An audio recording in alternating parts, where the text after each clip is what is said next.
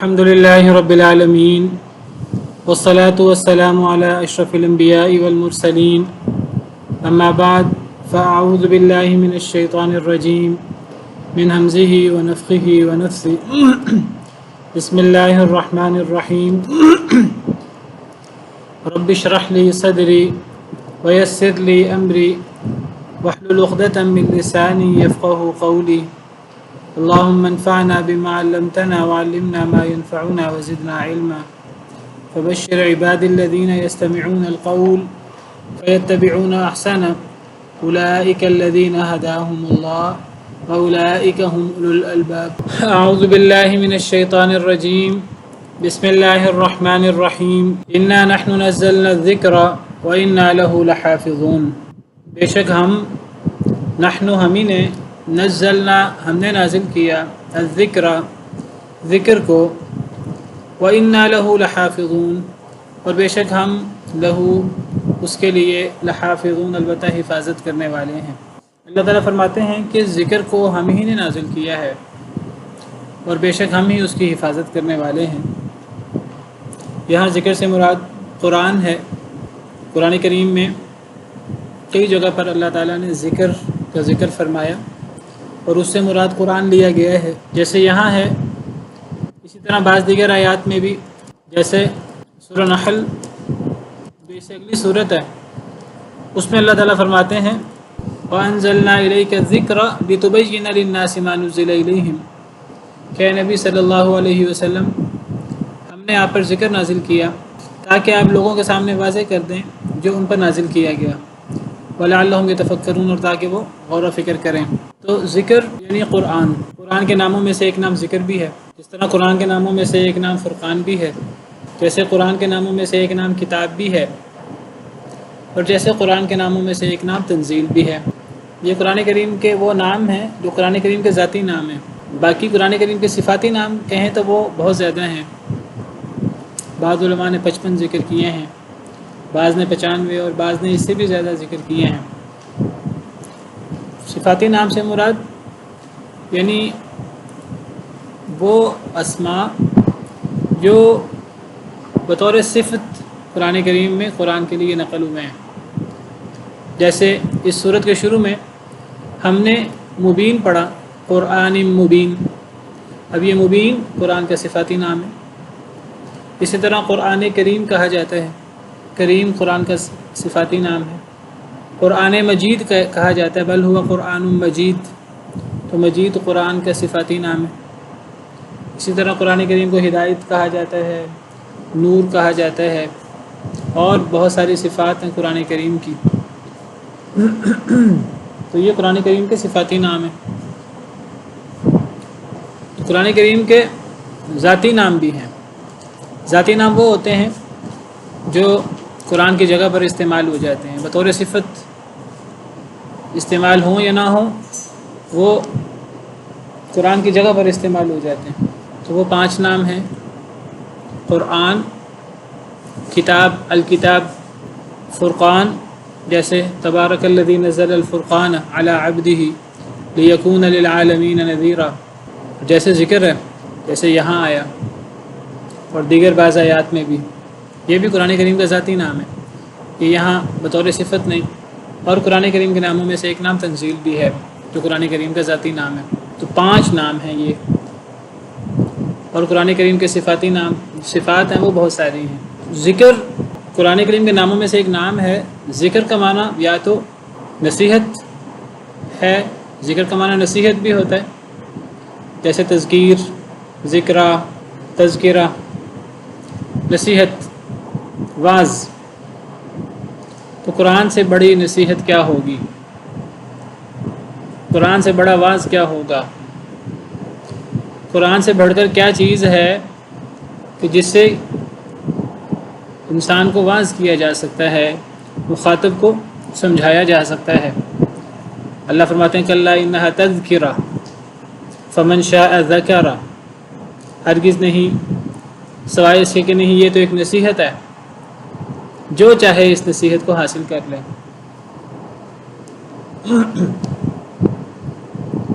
تو قرآن کریم کو ذکر اس لیے کہا جاتا ہے کہ یہ نصیحت ہے، اور اس سے بڑی نصیحت کیا ہو سکتی ہے؟ جیسے میں نے کہا، اللہ فرماتے ہیں وَلَقَدْ يَسَّرْنَا الْقُرْآنَ لِلذِّكْرِ فَهَلْ مِن مُدَّكِرٍ۔ سورہ قمر میں کئی جگہ پر اللہ تعالیٰ نے یہ بات فرمائی کہ ہم نے قرآن کریم کو آسان کر دیا ہے یاد دہانی کے لیے، نصیحت کے لیے، واعظ کے لیے۔ کوئی نصیحت حاصل کرنے والا تو ہو۔ اس سے پتہ لگا کہ جو بندہ بھی قرآن کریم سے نصیحت حاصل کرنا چاہے گا اس کو قرآن کریم سے نصیحت مل کر رہے گی۔ یہ ہو نہیں سکتا کہ ایک شخص درد دل کے ساتھ، خلوص نیت کے ساتھ قرآن کریم کو سیکھنے کی کوشش کرے، قرآن کریم کو سمجھنے کی کوشش کرے، اور پھر اس کو قرآن کریم، یہ نہیں کہتا کہ وہ قرآن کریم کا بہت بڑا عالم بن جائے گا، مفسر بن جائے گا، قرآن کریم کی گہرائیوں میں اترنے والا، تدبر کرنے والا بن جائے گا۔ وہ اللہ کی طرف سے دین ہے، قرآن کی سمجھ بوجھ، من یرید اللہ بہ خیرا یفقہہ فی الدین۔ لیکن اگر ایک بندہ نصیحت حاصل کرنا چاہے گا خلوص نیت کے ساتھ تو اسے نصیحت قرآن کریم سے نصیحت مل کر رہے گی، اس کے دل پر اثر ہوگا، اس کی زندگی میں تبدیلی آئے گی۔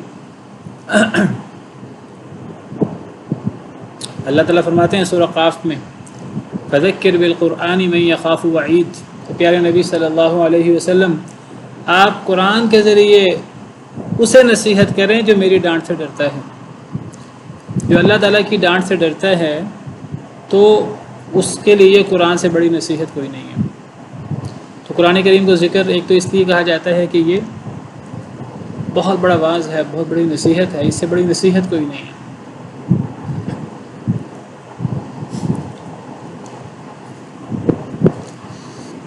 اسی طرح قرآن کریم کو ذکر اس لیے بھی کہا جاتا ہے کہ اس میں یاد ہے، اس میں تذکرہ ہے قرآن قصوں کا ذکر ہے۔ بعض علماء کہتے ہیں قرآن کریم کو ذکر اس لیے کہا جاتا ہے کیونکہ اس میں پرانے قصوں کا تذکرہ ہے، پرانے قصوں کا ذکر ہے، پرانی باتیں یاد دلائی جاتی ہیں۔ اور یہ جو پرانے قصے ہیں یہ جس طرح مذاق اڑانے والے، جس طرح نہ سمجھنے والے، اعتراض کرنے والے قرآن کریم کو اساطیر الاولین کہتے تھے کہ پہلے لوگوں کی کہانیاں۔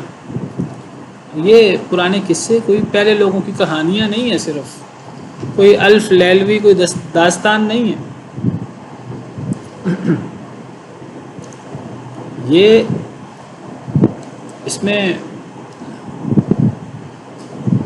ہمارے لیے بڑی عبرتیں ہیں، ان قصوں میں ہمارے سیکھنے کے بڑے سامان ہیں، ہمارے لیے غور و فکر کے بڑے سامان ہیں۔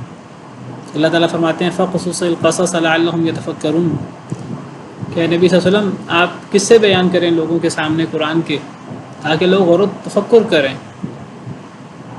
ایک جگہ اللہ تعالیٰ فرماتے ہیں لَقَدْ كَانَ فِي قَصَصِهِمْ عِبْرَةٌ لِأُولِي الْأَلْبَابِ، ان قصوں میں بڑی عبرت ہے عقل مندوں کے لیے۔ تو قرآن کریم کو ذکر کہنے کی ایک وجہ تسمیہ وہ قرآن کریم میں ذکر ہے، یاد ہے پرانے انبیاء کی، پرانی قوموں کی، پرانے واقعات کی، جس میں بہت بڑا ہمارے لیے سیکھنے کا، تدبر کرنے کا، غور و فکر کرنے کا، عبرت حاصل کرنے کا موقع ہے۔ کس طرح اللہ تعالیٰ نے اپنے انبیاء، اپنے رسولوں اور نیک لوگوں کی مدد کی، اور کس طرح اللہ تعالیٰ نے اپنے نافرمانوں کو، چاہے ان کے پاس دنیاوی وسائل، مال و دولت، اقتدار بہت زیادہ تھے، کس طرح اللہ تعالیٰ نے انہیں ذلیل و رسوا کر دیا، عبرت کا نشان بنا دیا۔ بعض مفسرین کا کہنا یہ ہے کہ ذکر کا معنی عزت اور بزرگی بھی ہوتا ہے، شان، منزلت بھی ہوتا ہے۔ تو قرآن کریم کو ذکر کہنے کی وجہ قرآن کی شان ہے، قرآن کا ایک مقام ہے، ایک قرآن کا مرتبہ ہے، اس معنی میں قرآن کو ذکر کہا جاتا ہے۔ قرآن ذکر ہے بمعنی بزرگی۔ قرآن سے بڑی بزرگی کیا ہوگی؟ اس دنیا میں کون سی ایسی چیز ہے جو مخلوق نہیں ہے قرآن کے علاوہ؟ اللہ کا کلام ہے۔ باقی آپ تمام اللہ کی مخلوقات لے لیجئے، جس میں فرشتے آسمانوں میں دنیا میں آ جاتے ہیں، مختلف تدبیروں کے لیے اللہ کے حکم سے. انبیاء و رسول اللہ کی مخلوق ہے، ہر چیز اللہ کی مخلوق ہے. زمین آسمان اللہ کی مخلوق ہے، زمین و آسمان میں موجود ہر چیز اللہ کی مخلوق ہے، اللہ کے علاوہ اور اللہ کی صفات کے علاوہ. قرآن کریم اللہ کی صفت ہے، اللہ کا مبارک کلام ہے. قرآن کریم سے بڑھ کر بزرگی کس چیز کی ہو سکتی ہے؟ بلکہ قرآن تو اتنا بزرگ اور اتنا مقام و مرتبہ اور اتنا شرف والا ہے کہ جو قرآن کے ساتھ جڑتا جاتا ہے وہ مقام و مرتبہ اور شان و منزلت کا حامل ہوتا جاتا ہے. سب سے افضل مخلوق انسان، اور انسانوں میں سب سے افضل انبیاء، اور انبیاء کرام علیہم السلام میں سب سے افضل کون ہے؟ نبی کریم صلی اللہ علیہ وسلم. آپ کو پتہ ہے نبی کریم صلی اللہ علیہ وسلم سب سے افضل ہیں، سید الانبیاء والمرسلین. اس کی وجہ کیا ہے؟ قرآن. آپ پر قرآن نازل ہوا. یہ بزرگی اور یہ شان آپ کو قرآن کی بدولت ملی ہے، کیونکہ اللہ نے آپ کو قرآن نازل کرنے کے لیے چنا ہے، اور یہ اس چیز نے آپ کو سید الانبیاء والمرسلین بنا دی. سب سے افضل رات کون سی ہے؟ لیلۃ القدر. اتنی افضل رات ہے کہ 1000 مہینوں کی عبادت سے افضل، 1000 مہینوں سے افضل صرف لیلۃ القدر ہے. افضل فرمایا ہے، برابر نہیں فرمایا 1000 مہینوں کے برابر.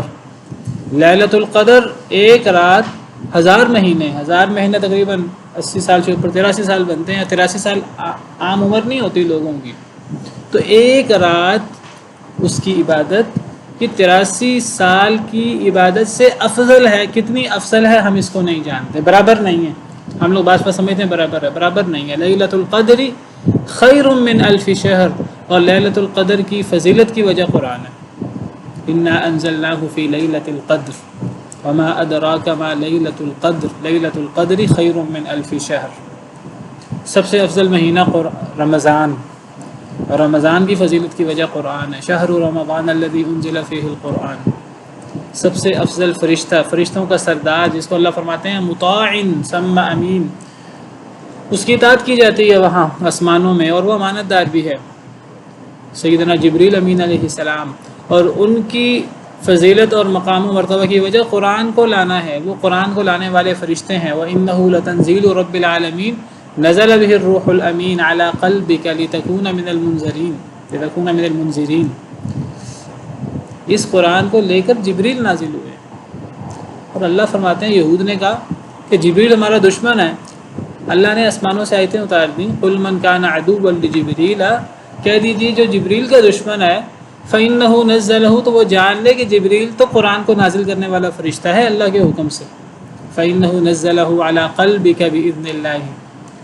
تو اس جبریل سے دشمنی کا دعویٰ کرنے والا وہ جبریل کا دشمن نہیں ہے، اللہ اس کا دشمن ہے. من كان عدوا لله وملائكته ورسوله وجبريل وميكائيل فإن الله عدو للكافرين. ایسا شخص کافر ہے اور اللہ اس کا دشمن ہے. یہ امت سب سے افضل امت ہے، اور اس امت کی فضیلت کی وجہ اس امت پر قرآن نازل ہوا ہے. یہ حامل قرآن امت ہے. قرآن کے ساتھ جو چیز جڑتی جاتی ہے وہ شان اور بزرگی والی افضل ہوتی رہتی ہے، اور جو چیز قرآن سے دور ہوتی رہتی ہے اس کا مقام و مرتبہ ختم ہوتا جاتا ہے. جو قرآن سے جڑ گیا وہ رفت بزرگی پا گیا، جو قرآن سے ٹوٹ گیا تو وہ ذلیل و خوار ہو گیا.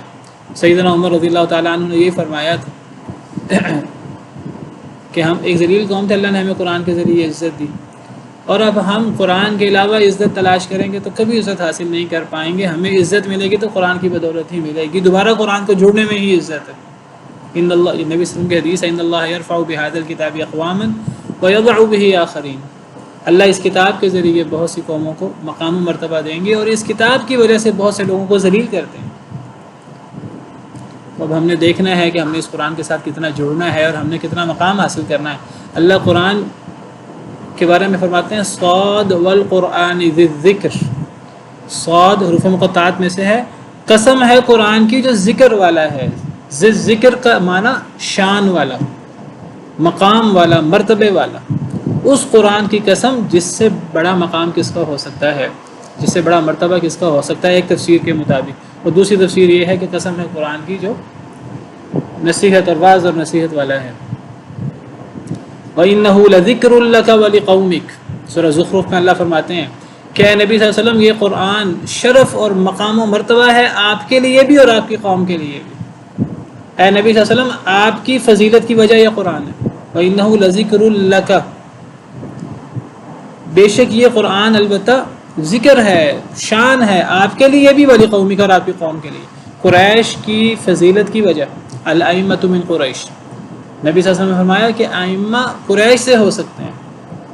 قریش کی قوم کو ایک مقام اور مرتبہ حاصل ہے مسلمانوں کے اندر، اور وہ مرتبہ قرآن کی بدولت حاصل ہے کہ اللہ نے ان پر قرآن نازل کیا ہے، لیکن یہ مرتبہ قریش میں ان لوگوں کو حاصل ہوگا جو قرآن پر ایمان لائے اور جنہوں نے قرآن کے مطابق عمل کیا۔ تو انا نحن نزلنا الذکر، بے شک ہم نے ذکر کو نازل کیا، یعنی قرآن کو۔ قرآن کے لیے یہاں لفظ ذکر استعمال ہوا ہے، اور میں نے کہا اس کے 3 معنی ہو سکتے ہیں۔ ایک معنی جو ہے وہ واعظ اور نصیحت، اور ایک معنی کہ اس میں ذکر ہے پرانے قصوں کا، اور تیسرا معنی میں نے کہا شان اور مرتبہ۔ قرآن کو ذکر اس لیے کہتے ہیں، جیسے میں نے کہا پہلا معنی ہے کہ یہ واعظ اور نصیحت ہے، اور یہ قرآن کی جو واعظ اور نصیحت ہے، قرآن سے جو ہماری اصلاح ہوتی ہے، ہمیں ہدایت ملتی ہے، وہ قرآن کریم کے ساتھ جب حدیث ملتی ہے تو ہمیں ہدایت ملتی ہے۔ قرآن کریم کہ جو قوانین اور جو احکامات اللہ نے بیان کیے ہیں، تو اس میں کئی جگہوں پر تشنگی باقی رہ جاتی ہے، تو وہ تشنگی وہ اللہ تعالیٰ نے ہی قرآن کو نازل کرنے کی ذمہ داری دی، اللہ نے قرآن کے جمع اور حفاظت کی ذمہ داری دی، اور اللہ نے ہی قرآن کی تفسیر کی ذمہ داری لی۔ جہاں جہاں تشنگی ہوگی وہاں اللہ تعالیٰ ہی اس کی بیان کو اور اس کی تفسیر کو وحی کے ذریعے نازل کریں گے نبی کریم صلی اللہ علیہ وسلم پر۔ سورہ قیامہ میں اللہ فرماتے ہیں لا تحرک به لسانک لتعجل به ان علینا جمعہ وقرآنہ فاذا قرأناہ فاتبع قرآنہ ثم ان علینا بیانہ۔ ان آیات میں اللہ تعالیٰ نے قرآن کریم کے حوالے سے 3 چیزوں کی ذمہ داری اللہ نے اٹھائی ہے۔ ان علینا جمعہ وقرآنہ، کہ بے شک ہمارے اوپر قرآن کے جمع یعنی حفاظت وغیرہ کی ذمہ داری ہماری ہے، اور پڑھنے کی، قرآن کی قرات کی ذمہ داری ہماری ہے۔ اور پھر آگے فرمایا ثم ان علینا بیان، اس کے بیان اور تفسیر وضاحت کی ذمہ داری بھی ہماری ہے۔ جہاں کی تشنگی ہوگی وہاں اللہ اس کا بیان قرآن میں ہی کسی اور جگہ نازل کر دیں گے، یا نبی صلی اللہ علیہ وسلم پر اللہ تعالیٰ سنت کی صورت میں نازل کر دیں گے، اور نبی کریم صلی اللہ علیہ وسلم اس کو پوچھنے والوں کے لیے بیان فرما دیں گے۔ اور ابھی میں نے سورہ نحل کی آیت نمبر 44 پڑھی تھی، وَأَنزَلْنَا إِلَيْكَ الذِّكْرَ لِتُبَيِّنَ لِلنَّاسِ مَا نُزِّلَ إِلَيْهِمْ، بے شک ہم نے آپ پر ذکر کو نازل کیا یعنی قرآن کو، لِتُبَيِّنَ لِلنَّاسِ، تاکہ نبی صلی اللہ علیہ وسلم آپ اسے لوگوں کے سامنے واضح کر دیں۔ یعنی کوئی تشنگی ہوگی، مثلا نماز ہے، قرآن نماز کا حکم دیتا ہے، نماز کی تفصیلات احادیث مبارکہ میں موجود ہے، زکوٰۃ، روزہ، حج، دیگر بہت سارے معاملات، تو قرآن میں اصولی باتیں موجود ہیں، تفصیل احادیث مبارکہ میں موجود ہے۔ جہاں تشنگی ہوگی، جہاں وضاحت کی ضرورت ہوگی، تو وہ وضاحت اللہ کی طرف سے نبی صلی اللہ علیہ وسلم پر نازل ہوئی، اور نبی کریم صلی اللہ علیہ وسلم نے اس کو صحابہ کرام کے سامنے واضح فرمایا۔ آپ نے صرف صحابہ کرام کو، امت کو قرآن دیا نہیں ایک میسنجر کی طرح صرف کہ بس اللہ سے لے کر قرآن امت تک پہنچا دیا ہے، بس نہیں، آپ نے قرآن کریم کو سمجھایا ہے، سکھایا ہے، اس کو معاشرے کے اندر پورا اتارا ہے 23 سال کی اپنی زندگی میں، اپنے مبارک اقوال کے ذریعے، اپنے مبارک افعال کے ذریعے، اپنی تقریر کے ذریعے، اپنے عمل سے۔ تو یہ سارا کا سارا قرآن ہے، اس کو قرآن سے الگ نہیں کیا جا سکتا۔ جب اللہ نے قرآن کی ذکر کی حفاظت کی ذمہ داری لی ہے، تو اللہ نے قرآن اور قرآن سے متعلقہ چیزوں، قرآن کی تفسیر، قرآن کے بیان، سب کی حفاظت کی ذمہ داری لی ہے۔ ورنہ صرف قرآن کریم کے الفاظ محفوظ ہوں، ان کا معنی محفوظ نہ ہو، لوگ اپنے من مانے کرتے رہیں، تو قرآن کی حفاظت کا معنی نہیں باقی رہ جاتا۔ یعنی اگر ہم کہیں جی اقیم الصلاۃ محفوظ ہے، بھئی اقیم الصلاۃ کا معنی بھی تو واضح ہونا چاہیے۔ اگر اقیم الصلاۃ کا معنی اور وضاحت تو احادیث مبارکہ میں، سنت میں موجود ہے، اگر ہم کہ نہیں جی سنت تو محفوظ نہیں ہو سکی، اس کی تو اللہ نے حفاظت کی ذمہ داری نہیں لی، تو پھر اقیم الصلاۃ کے الفاظ کی حفاظت کا معنی کیا معنی دارت؟ تو اقیم الصلاۃ یہ لفظ بھی محفوظ ہے اور اس کی پوری وضاحت بھی، نماز کا طریقہ بھی محفوظ ہے۔ وَأَرِنَا مَنَاسِكَنَا قُلْ إِنَّ صَلَاتِي وَنُسُكِي وَمَحْيَايَ وَلِلَّهِ عَلَى النَّاسِ حِجُّ الْبَيْتِ مَنِ اسْتَطَاعَ إِلَيْهِ، حج کا ذکر بھی قرآن میں موجود ہے، حج کی تفصیلات احادیث مبارکہ میں موجود ہیں۔ تو اللہ نے حج کہ جی حج فرض ہے، لوگوں نے حج کرنا ہے، یہ بھی قرآن ہے اور اس کی حفاظت اللہ نے کی ہے، اور اس کی جو تفصیلات ہیں ان کی حفاظت کی ذمہ داری بھی اللہ کی ہے۔ ورنہ قرآن اور قرآن کے الفاظ، صرف الفاظ کو محفوظ کرنے کا معنی باقی نہیں رہ جاتا۔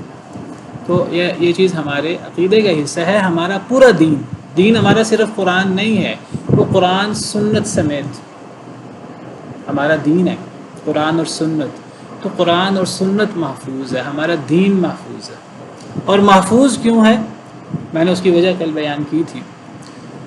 بعض لوگ کہتے ہیں جی اس کی وجہ یہ ہے کہ قرآن کی عظمت کی وجہ سے قرآن کے اللہ نے حفاظت کی ذمہ داری لی، تو چونکہ پچھلی کتابیں اتنی عظمت والی نہیں ہیں تو اللہ نے ان کی حفاظت کی ذمہ داری نہیں لی۔ بعض کہتے ہیں کہ جی قرآن اللہ کا کلام ہے، یہ علماء کی بات نہیں ہے، یہ بعض لوگ جو ہیں وہ خطبہ اور واعظین اس قسم کی ہلکی بات کر دیتے ہیں کہ جی قرآن اللہ کا کلام ہے، اللہ نے اس کی حفاظت کی ذمہ داری لے لی، باقی کتابیں اللہ کا کلام نہیں ہیں تو اللہ نے ان کی حفاظت کی ذمہ داری نہیں لی۔ بڑی ہلکی ہے، بڑی سطحی بات ہے۔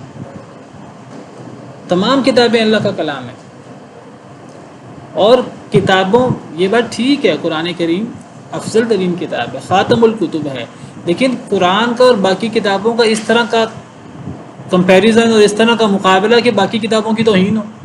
قرآن اللہ کا کلام ہے، باقی کتابیں اللہ کا کلام نہیں ہے،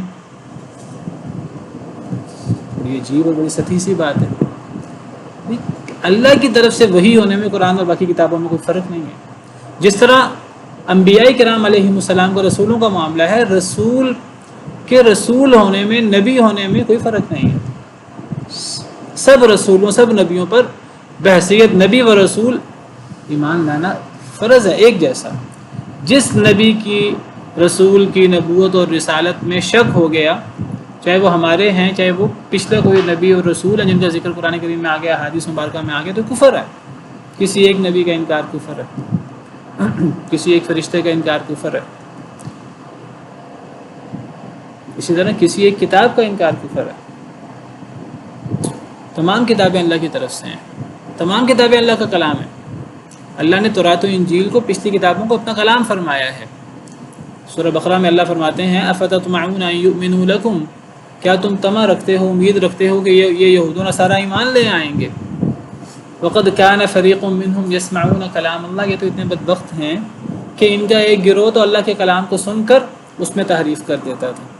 وقد کان فریق منہم یسمعون کلام اللہ ثم یحرفونہ من بعد ما عقلوا، پھر سوچنے سمجھنے کے بعد اس میں تحریف کر دیتے تھے۔ یہ نہیں سمجھ نہیں آتا تھا تو کوئی اور معنی بیان کر دیتے تھے، سمجھ آ جاتی تھی اللہ کیا فرمانا چاہتے ہیں، دنیاوی مفادات کے تحت تبدیل کر دیتے تھے معنی، معنوی تحریف بھی کرتے تھے، لفظی تحریف بھی کرتے تھے۔ یحرفون الکلم من بعد مواضعہ، کلمات کو ان کی جگہوں سے بدل ڈالتے تھے۔ تو اللہ نے پچھلی کتابوں کو کلام اللہ قرار دیا ہے۔ وقد کان فریق منہم یسمعون کلام اللہ، ایک گروہ ان میں سے اللہ کے کلام کو سنتا تھا پھر تحریف کر دیتا تھا۔ اللہ کے کلام سے مراد یہاں تورات و انجیل، زبور، پچھلی کتابیں مراد ہیں۔ پچھلی کتابوں کو بھی اللہ نے کلام اللہ قرار دیا ہے۔ تو پچھلی کتابوں میں اور قرآن میں اللہ کا کلام اور اللہ کی وحی ہونے کے اعتبار سے فرق نہیں ہے۔ پھر اللہ نے قرآن کی حفاظت کی ذمہ داری کیوں لی ہے؟ میں نے کل ذکر بھی کیا تھا، میں چاہتا ہوں آپ میں سے کوئی بیان کرے کہ کیا وجہ ہے اللہ نے پچھلی کتابوں کی حفاظت کی ذمہ داری نہیں لی اور اللہ نے قرآن کی، ہمارے دین کی جس میں سنت بھی شامل ہے، اللہ نے اس کی حفاظت کی ذمہ داری لی ہے؟ اس کی وجہ کیا ہے؟ جی صدر محترم، قرآن رہتی دنیا تک قیامت تک کے لیے کتاب ہے۔ جی یہ اس کی بنیادی وجہ ہے کہ اصل میں اللہ اس کتاب کی، اس دین کی حفاظت کی ذمہ داری لیں گے جس کے بعد کسی نئے دین نے نہیں آنا، نئی کتاب نہیں آ سکتی، نیا نبی رسول نہیں آ سکتا۔ اب وہ نبی کریم صلی اللہ علیہ وسلم آخری رسول ہیں، قرآن کریم آخری کتاب ہے، یہ ہمارا دین ہماری شریعت نبی صلی اللہ علیہ وسلم کی آخری شریعت ہے. پچھلی شریعتوں کو اور اس شریعت کا یہ فرق ہے. کوئی یہ نہیں ہے وہ اللہ کی کتابیں نہیں تھیں، اللہ کا کلام نہیں تھا. اللہ کی کتابیں تھیں، اللہ کا دین تھا پچھلا بھی، وہ بھی دین اسلام تھا، اگرچہ مکمل نہیں ہوا تھا پچھلے نبیوں پر. نبی صلی اللہ علیہ وسلم پر مکمل ہوا ہے، لمبی اس پہ بھی بات ہو چکی ہے. لیکن اللہ نے قرآن کی یا ہمارے دین کی حفاظت کی ذمہ داری اس لیے لی ہے، کسی نئے نبی نے اصلاح کرنے کے لیے نہیں آنا. اگر تحریف ہو گئی تو پچھلی کتابوں کی پچھلی تعلیمات میں کوئی تحریف ہو جائے، نیا نبی آ کر اصلاح کر دیتا تھا، نئی کتاب آ کر اصلاح کر دیتی تھی، نئی شریعت آ کر اصلاح کر دیتی تھی. قرآن کریم کی اصلاح کون کرے؟ قرآن خود ہی مہیمن ہے. اب ہماری شریعت اب پچھلی شریعتوں کی نگران ہے.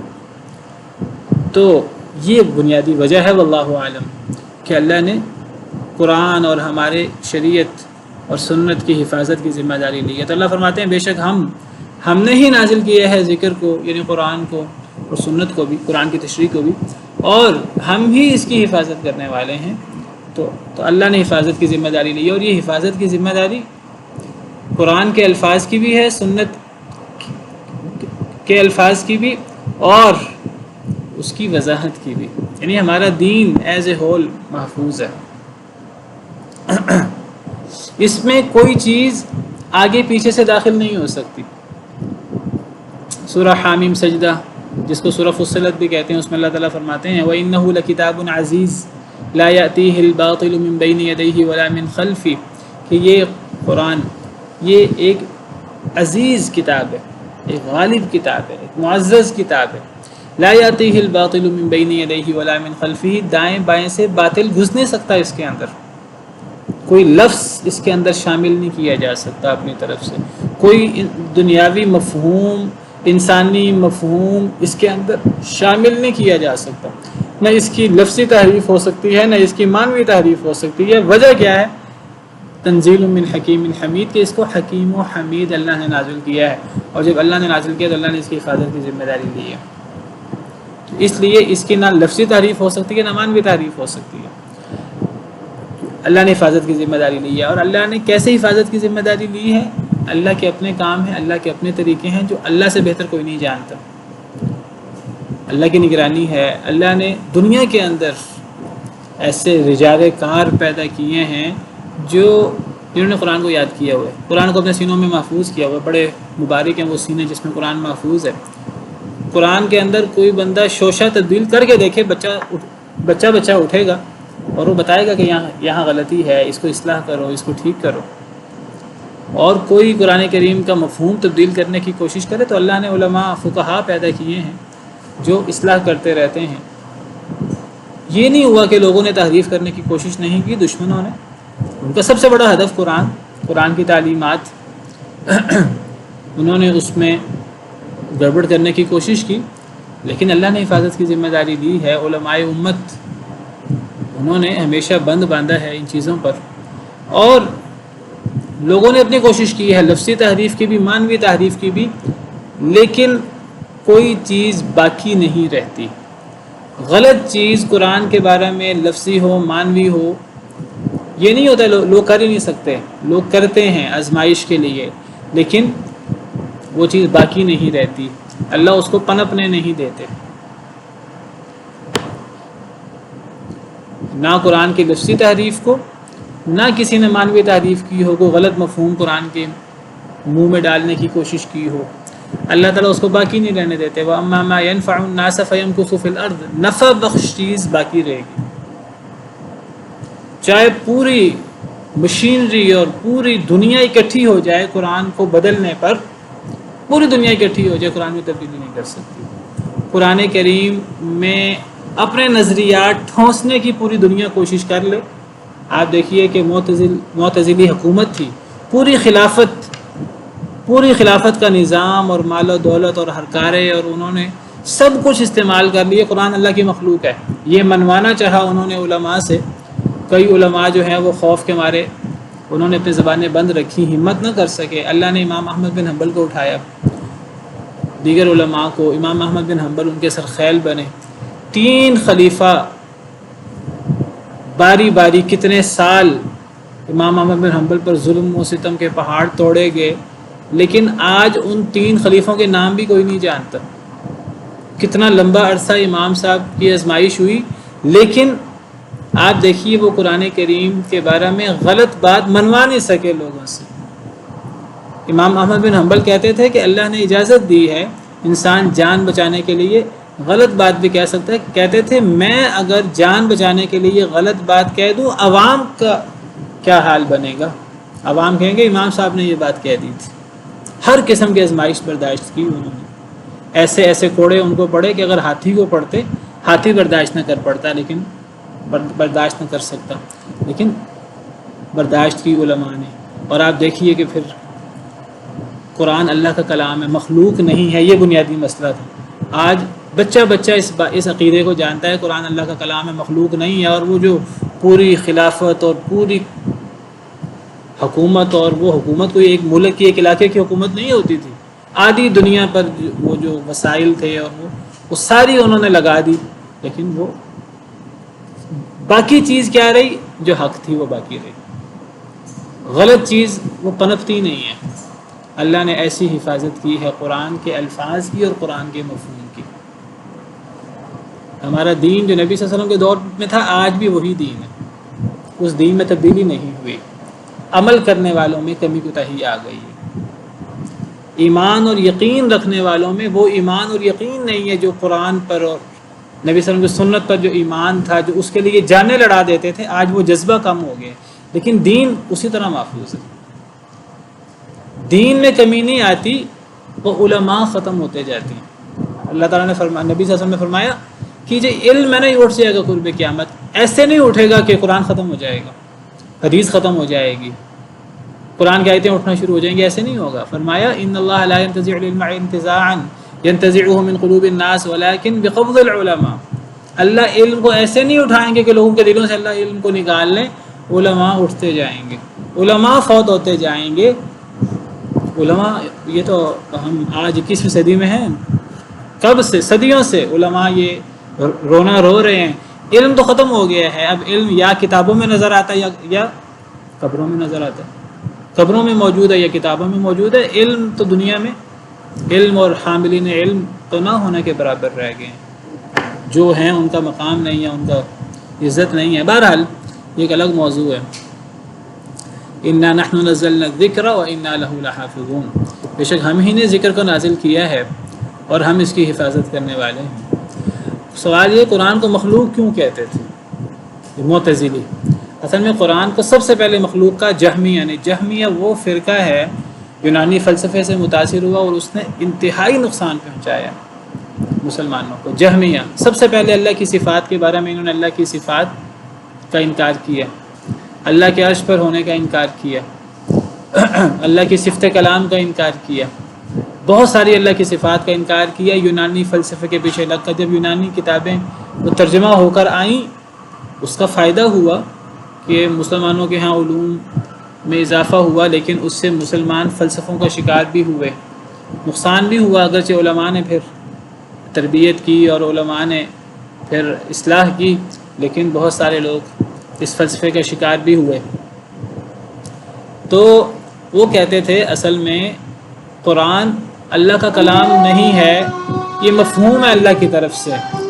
اللہ کے کلام کا انکار کرتے تھے، اللہ کی صفات کا انکار کرتے تھے. سوال یہ ہوا کہ قرآن کو مخلوق کیوں کہتے تھے اور علماء نے پھر رد کیوں کیا.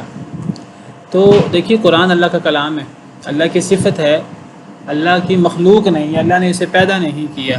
جیسے میں نے قرآن کی فضیلت بیان کرتے ہوئے سب سے پہلی بات یہی کی کہ ہر چیز مخلوق ہے، قرآن مخلوق نہیں ہے. اور یہ بات بھی یاد رکھیں قرآن کے حوالے سے کہ ایک ہے قرآن جو ہم پڑھتے ہیں، پڑھی ہوئی چیز، اور ایک ہے ہمارا پڑھنا. ہم اور ہمارے افعال مخلوق ہیں. ایک ہے قرآن جو لکھا جاتا ہے، لکھی گئی چیز مکتوب، وہ مخلوق نہیں ہے، لیکن ہمارا لکھنا مخلوق ہے، ہماری لکھائی مخلوق ہے جس میں غلطی بھی ہو سکتی ہے.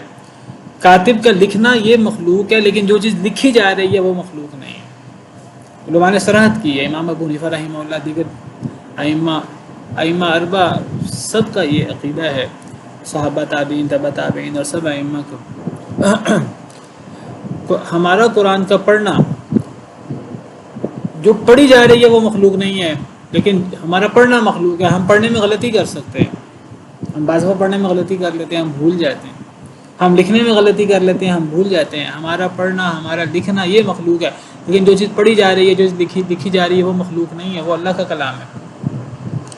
اصل میں میں نے ذکر کیا کہ جہمیہ اور ان کے بعد معتزلہ آئے، انہوں نے اللہ کی صفات کا انکار کیا، انہوں نے اللہ کی صفت کلام کا انکار کیا۔ انہوں نے کہا کہ اللہ کلام نہیں کرتے۔ اگر اللہ کو کلام کرنے والا مانیں گے تو پھر یہ مخلوق بھی کلام کرتی ہے، تو پھر اللہ کا مخلوق کی طرح کلام کرنا ثابت ہوگا اور پھر اللہ مخلوق کی طرح ہو جائیں گے، یہ تو نقص ہے۔ انہوں نے کہا ہم اللہ کی صفات کو مخلوق کی صفات سے تشبیہ نہیں دیں گے۔ حالانکہ اگر آپ غور کریں کہ جو لوگ اللہ کی صفات کا انکار کرتے ہیں، یہ دعویٰ کر کے لیس کمثلہ شیء، قرآن کی آیت ہے، اللہ جیسی کوئی شے نہیں ہے، اپنی طرف سے وہ بڑا نیک بنتے ہیں۔ دیکھیں جی، ہم نے اللہ کی صفات کو مخلوق کی صفات سے مشابہ قرار نہیں دیا، باقی لوگ اللہ کی صفات کو مخلوق کی صفات کے مشابہ قرار دیتے ہیں۔ حالانکہ جب جہمیہ نے اللہ کی کلام کا انکار کیا اور انہوں نے کہا کہ اگر ہم اللہ کی کلام کا اقرار کریں گے تو گویا کہ ہم اللہ کی کلام کو مخلوق کی کلام سے تشبیہ دے رہے ہیں، اور اللہ کی کلام مخلوق کی کلام سے مشابہ نہیں ہو سکتی۔ حالانکہ جب انہوں نے اللہ کی کلام کا انکار کیا ہے، پہلے انہوں نے تشبیہ دی ہے اللہ کی کلام کو مخلوق کی کلام سے، اور اللہ کی کلام کو مخلوق کی کلام کی طرح تشبیہ دے کر بلکہ انہوں نے زیادہ بڑی تشبیہ دی ہے۔ انہوں نے اللہ کی کلام کو مخلوق کی کلام کی طرح ناقص مانا ہے، اور پھر انہوں نے اللہ کی کلام کا انکار کیا۔ اہل سنت والجماعہ کیا کہتے ہیں؟ وہ کہتے ہیں اللہ کی کلام مخلوق کے کلام کی طرح نہیں ہے، یہ ظاہر میں لفظ میں اشتراک ہے۔ اللہ بھی کلام کرتے ہیں، مخلوق بھی کلام کرتی ہے، لیکن اللہ کا کلام مخلوق کے کلام کی طرح نہیں ہے۔ وہ کہتے ہیں بالکل ایسا جیسے آپ سمجھیں اللہ بھی سنتے ہیں، مخلوق بھی سنتی ہے، لیکن یہ صرف ظاہری اشتراک ہے۔ اللہ کا سننا مخلوق کے سننے کی طرح نہیں ہے۔ مخلوق کا سننا تو اتنا محدود ہے کہ اس کمرے سے باہر ہمیں نہیں پتا کہ کیا ہو رہا ہے۔ 4 لوگ بولنا شروع ہو جائیں مجھے سمجھ نہیں آئے گی۔ اللہ تعالیٰ تو کروڑوں اربوں کھربوں مخلوق کو سنتے ہیں بیک وقت، اور اللہ ان کے باتیں پوری بھی کرتے ہیں۔ اللہ بھی دیکھتے ہیں۔ جس آیت کریمہ میں اللہ نے کہا کہ لیس کمثلہ شیء، اللہ جیسی کوئی شے نہیں ہے، اسی آیت کریمہ میں اللہ فرماتے ہیں وَهُوَ السَّمِيعُ الْبَصِيرُ، اللہ سننے والا جاننے والا ہے۔ اور قرآن میں اللہ فرماتے ہیں مخلوق بھی سننے والی جاننے والی ہے۔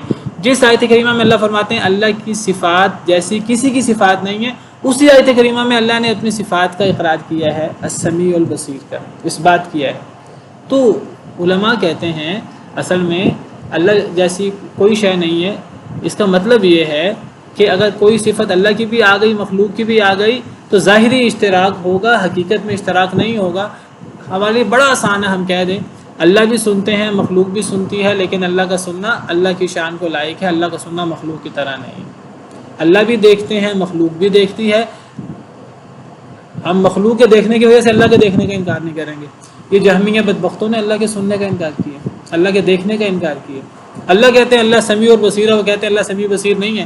اگر اللہ کو سمیع بصیر مان لیا تو مخلوق سے ساتھ مشابہ قرار دیں گے۔ ہم تو مخلوق سے مشابہ قرار نہیں دیتے۔ وہ ہمیں اہل سنت کو کہتے ہیں کہ یہ اللہ کی صفات کو مخلوق کی صفات کے مشابہ قرار دیتے ہیں، کہ اللہ کی صفات کی تشبیہ بیان کرتے ہیں۔ ہم کہتے ہیں تشبیہ تو آپ نے دی، آپ نے اللہ کی صفات کو مخلوق کی صفات سے تشبیہ دی اور کلی تشبیہ دی، کلی تشبیہ دے کر آپ نے انکار کر دیا۔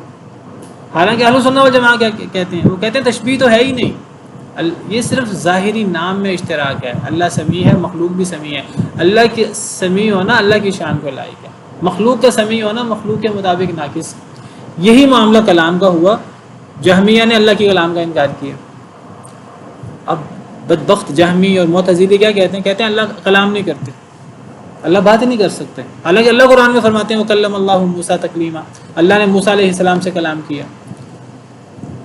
وہ کئی لوگوں نے تو کلام کا انکار کر دیا۔ کئی لوگوں نے کہا کہ اللہ کلام تو کرتے ہیں مخلوق سے، لیکن اس کلام کی آواز نہیں ہوتی، اس میں صوت نہیں ہوتی۔ حالانکہ قرآن کریم میں اللہ کی کلام اور اس کی ندا اور صوت کا ذکر بھی موجود ہے۔ وَيَوْمَ يُنَادِيهِمْ أَيْنَ شُرَكَائِي، اللہ قیامت کے دن آواز لگائیں گے کہ میرے شریک کہاں ہیں۔ یہ قرآن کے الفاظ ہیں۔ تو یہاں سے جہمیہ نے اللہ کے کلام کا انکار کیا، معتزلہ نے اللہ کے کلام کا انکار کیا۔ کئی لوگوں نے کہا کہ اللہ کلام نہیں کرتے۔ اب پھر سوال پیدا ہوا، اگر ہم کہیں اللہ کلام نہیں کرتے تو آپ نے پھر اللہ کو صفات سے عاری قرار دے دیا، اللہ بات بھی نہیں کر سکتے۔ کئی لوگ مجبور ہوئے، فلسفی قسم کے لوگ یہی، جنہوں نے اللہ کے کلام کا انکار کیا، انہوں نے کہا اصل میں اللہ کلام نہیں کرتے، اللہ کلام کو پیدا کرتے ہیں مخلوق کے دل میں، مخلوق سمجھ جاتا ہے اللہ کیا چاہتے ہیں۔ تو انہوں نے اللہ کی کلام کو کلام نفسی قرار دیا اور کہا اللہ مخلوق، تو قرآن کو بھی انہوں نے اللہ کا ایسا کلام قرار دیا جو اللہ کا یعنی اللہ کی صفت کلام نہیں ہے۔ وہ کہتے ہیں اللہ نے اس کلام کو پیدا کیا ہے، اس کے الفاظ اللہ کی طرف سے نہیں ہیں، اس کے الفاظ نبی صلی اللہ علیہ وسلم کے ہیں، ان کا کہنا یہ ہے، اور وہ کہتے ہیں یہ مخلوق ہے۔ عجیب یہ ایک فلسفیانہ سی بحث ہے۔ اگر اللہ کی صفات کو مخلوق کہنا شروع ہو جائے، اہل سنت والجماعہ کو اس پر اعتراض ہوا، کہنے لگے اللہ کی صفات مخلوق ہو گئی، اللہ بھی مخلوق ہو جائیں گے آئندہ، نعوذ باللہ من ذالک۔ تو یہ بنیادی وجہ ہے قرآن کو مخلوق کہنے کی اور اہل سنت والجماعہ کے انکار کرنے کی۔ سبحان ربک رب العزت عما یصفون وسلام علی المرسلین والحمد للہ رب العالمین۔